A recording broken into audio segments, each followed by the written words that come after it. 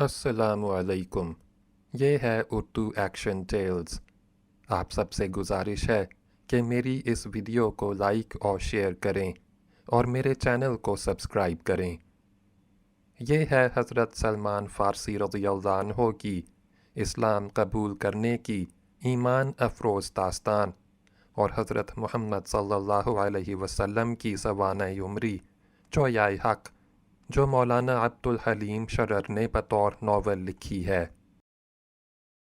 حصہ دوم، باب نمبر 36، غزوہ حمر الاسد۔ دوسرے دن حضرت رسالت مآب صلی اللہ علیہ وسلم اپنے جانثاروں کے ساتھ مدینہ میں رونق افروز ہوئے، اور جیسے ہی مسجد میں تشریف لائے ان دونوں غریب الوطن عقیدت کیشوں نے حاضر ہو کے قدم چومنے کا ارادہ کیا، مگر آپ صلی اللہ علیہ وسلم نے اس سے روک کے پاس بٹھا لیا اور حالات پوچھے۔ مہبہ کی آزادی پر مسرت ظاہر فرمائی، اور استفانوس نے جیسے ہی اپنے حالات بیان کر کے کلمہ شہادت پڑھا، آپ صلی اللہ علیہ وسلم بے انتہا مسرور ہوئے اور انہیں اپنا مہمان بنا کے ضروری مہمات تبلیغ و جہاد میں مصروف ہو گئے۔ اتنے میں ایک مسلمان بدوی نے آ کر خبر دی کہ مشرکین احد سے تھوڑی دور جا کے ٹھہر گئے، اور وہاں باہم مشورہ کیا تو ابو سفیان اور عتبہ بن ابی جہل کی یہ رائے ہوئی کہ ہمیں مدینہ پر ضرور حملہ کرنا چاہیے تھا، اور مسلمانوں کو ہزیمت دے کے بغیر ان کے مرکز کو غارت کیے چلے آنا ہماری سخت غلطی ہے، اس لیے ہمیں پھر پلٹ جانا چاہیے تاکہ مدینے پر طاقت کریں۔ مگر صفوان بن امیہ نے روکا اور کہا، کیا غضب کرتے ہو؟ مدینے کے سارے باشندے طیش میں آ کے اٹھ کھڑے ہوئے تو کیا کرو گے؟ اس وقت تمہیں نقصان اٹھا کے پسپا ہونا پڑے گا اور ہماری بڑی کرکری ہوگی۔ ابھی تک اس کا فیصلہ نہیں ہوا ہے اور سب وہاں پڑے ہوئے اسی مسئلے پر غور کر رہے ہیں۔ یہ سنتے ہی حضرت رسول خدا صلی اللہ علیہ وسلم نے کمال استقلال سے مقابلے کی تیاری کی اور مدینے میں اعلان کروا دیا کہ فقط وہی لوگ جو کل احد میں ہمارے ساتھ تھے پھر تیار ہو جائیں تاکہ ہم فوراً یہاں سے کوچ کر کے مشرکین کا تعاقب کریں۔ اگرچہ تمام لوگ زخمی اور خستہ حال تھے اور ان کے زخموں کی پٹی ہو رہی تھی، مگر فرمان رسالت سنتے ہی سب مسلح ہو کے حاضر ہو گئے، اور ان کے ساتھ مہبہ اور استفانوس نے بھی آمادگی ظاہر کی۔ حضرت رسول خدا صلی اللہ علیہ وسلم نے سب کو اپنے علم توحید کے سائے میں لیا، پھر اسی وقت کوچ کر دیا اور 8 میل کی منزل طے کر کے مقام حمراء الاسد میں قیام فرمایا۔ مشرکین نے جو یہ حال سنا تو حواس جاتے رہے کہ یہی لوگ جن کو ہم شکست دیے چلے جاتے ہیں ہمارا تعاقب کرنے کو آئے ہیں، نہ اپنی مصیبت یاد ہے نہ اپنے زخموں کی پرواہ ہے، اور گھر سے اتنی دور آ کے ہم سے مقابلہ کرنا چاہتے ہیں۔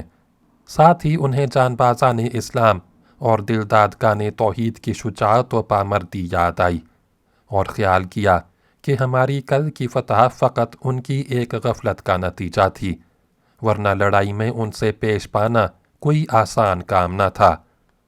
فوراً مروب ہو کے بھاگ کھڑے ہوئے اور تیزی کے ساتھ مکہ کی راہ لی، مگر ایسی گھبراہٹ سے کہ ان کے 2 مشہور آدمی مسلمانوں کے ہاتھ میں گرفتار ہو گئے، ایک ابو عزہ شاعر جسے غزوہ بدر میں آپ صلی اللہ علیہ وسلم نے یہ اقرار لے کے چھوڑ دیا تھا کہ پھر اپنے اشعار سے قریش کو مخالفت پر نہ ابھارے گا، مگر اس نے خلاف اقرار پھر فتنہ انگیزی کی تھی، اور دوسرا معاویہ ابن المغیرہ۔ ان دونوں اسیروں کو لے کے آن حضرت صلی اللہ علیہ وسلم مدینہ میں تشریف لائے۔ پہلا شاعر اسیر دغا بازی کی سزا میں اپنے کافر کردار کو پہنچا، اور دوسرا حضرت عثمان رضی اللہ عنہ کی سفارش سے چھوڑ دیا گیا، مگر اس شرط کے ساتھ کہ 3 دن کے اندر مدینہ سے چلا جائے، چوتھے دن یہاں نظر آیا تو فوراً قتل کر ڈالا جائے گا۔ مگر اس شامت زدہ نے بھی بدعہدی کی، مدینہ میں چھپ رہا اور چوتھے دن پکڑ کے قتل کیا گیا۔ حضرت رسالت مآب صلی اللہ علیہ وسلم کی آخری مہم جو غزوہ حمراء الاسد کے نام سے یاد کی جاتی ہے، اس کی پوری حالت مہبہ اور استفانوس نے اپنی آنکھوں سے دیکھی، اور پھر واپسی کے بعد مسلسل 1 ہفتے تک حضرت رسول خدا صلی اللہ علیہ وسلم کی صحبت میں شریک ہوئے۔ آپ صلی اللہ علیہ وسلم کے مزاج و طبیعت و اخلاق و عادات اور احکام و نصائح کو غور سے دیکھتے اور سنتے رہے، یہاں تک کہ ایک روز مہبہ نے، جنہیں اب ہم سلمان کے محترم نام سے یاد کرنا پسند کرتے ہیں، اپنے رفیق استفانوس سے پوچھا، اب تو یقین ہے کہ ان پیغمبر اکرم صلی اللہ علیہ وسلم کی نبوت و رسالت میں آپ کو کوئی شک نہ رہا ہوگا؟ استفانوس: بالکل نہیں، جو نشانیاں اپنے مرشد بحیرہ سے میں نے سنی تھیں سب کو دیکھ لیا، بلکہ یہاں آ کے بہت سی ایسی باتیں میں نے مشاہدہ کیں جن کو مرشد سے بھی نہیں سنا تھا۔ نبوت و ولایت، ریاست و امارت، عدالت و مرحمت، جود و سخا، شجاعت و ستوت، ان سب صفات کو اعلیٰ ترین کمال کے ساتھ ایک جگہ اور ایک پیکر انسانی میں دیکھا۔ میں نہیں سمجھ سکتا کہ یہ تمام وصف دنیا میں کبھی اور بھی کسی ایک ذات میں جمع ہو سکے ہوں گے۔ حضرت ابراہیم علیہ السلام، جو تمام انبیاء و رسل کے جد امجد ہیں، ان میں بھی یہ بات نہیں پائی جو ان نبی عربی صلی اللہ علیہ وسلم میں نظر آ رہی ہے۔ ان صفات کا ایک غیر مکمل نمونہ حضرت موسیٰ علیہ السلام تھے، مگر انہوں نے بھی ایک قبطی کو بے وجہ مار ڈالا، مگر ان حضرت کے دامن پر کوئی ایسا دھبا نظر نہیں آ سکتا۔ سلمان: لیکن تمہیں ایک پیغمبر کی طرفداری میں دوسرے پیغمبر کو الزام نہ دینا چاہیے۔ میں نے ان رسول آخر الزمان صلی اللہ علیہ وسلم کو ارشاد فرماتے سنا ہے کہ جتنے پیغمبر گزرے ہیں سب پر حق ہیں، اور گوہ کہ ان میں سے بعضوں کو بعضوں پر فضیلت ہے، مگر ہمارا یہ کام نہیں ہے کہ ان میں تفریق کریں اور کسی کو کسی سے اچھا یا برا بنائیں۔ خیر، اب بتائیے آپ کا ارادہ کیا ہے؟ یہاں رہیے گا یا واپس جائیے گا؟ استفانوس: اس بارے میں اس وقت تک میں کوئی رائے نہیں قائم کر سکتا۔ دل چاہتا ہے کہ یہیں جوار رسول صلی اللہ علیہ وسلم میں پڑا رہوں، مگر ضرورت متقاضی ہے کہ بصرہ میں واپس جا کے جو کچھ دیکھا ہے جناب مرشد کی خدمت میں عرض کروں۔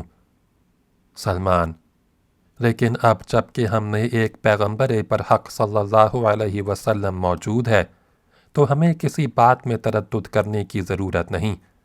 جو مشکل آئے اسے ان کی خدمت میں پیش کر کے انہی کے حکم پر عمل کرنا چاہیے۔ استفانوس: بے شک یہی کرنا چاہیے، لیکن اگر جناب رسول اللہ صلی اللہ علیہ وسلم نے مجھے واپس جانے کا حکم دیا تو مجھے بڑی تکلیف اور مایوسی ہوگی۔ سلمان: آپ کے حکم پر عمل کرنے میں تکلیف و مایوسی، یہ سچے مومن کا کام نہیں۔ احکام نبوت کے سامنے اپنے جذبات دلی کو روکنا اور نفس کے تقاضوں کو مارنا، یہی اصل ایمان ہے۔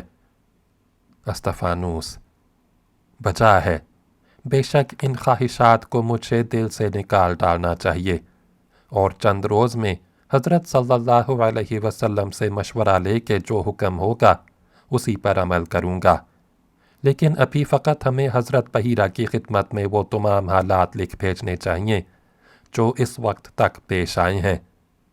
سلمان: واقعی اب ہمارا سب سے پہلا یہی کام ہونا چاہیے۔ جدا جدا خطوط لکھنے کی کوئی ضرورت نہیں، ایک ہی خط ہم دونوں کی جانب سے کافی ہوگا۔ استفانوس: مگر مجھے ان سے خاص اپنی طرف سے یہ دریافت کرنا ہے کہ میرے بارے میں اب کیا حکم ہوتا ہے، یہیں رہوں یا واپس آؤں؟ پھر ان کا جو جواب آئے گا اس کو بارگاہ رسالت میں پیش کر دوں گا، اور جو حکم فرمائیں گے اس پر عمل کروں گا۔ سلمان: نہایت مناسب ہے۔ اس کے بعد قلم دوات اور اونٹ کی 2 ایک بھلیاں لے کے وہ مدینہ کے باہر پہاڑوں میں گئے، اور ایک گھاٹی میں چند ببول کے درختوں کے سائے میں بیٹھ کے سلمان نے یہ خط لکھا: باب نمبر 37 10واں خط اگلی ویڈیو میں سنیں۔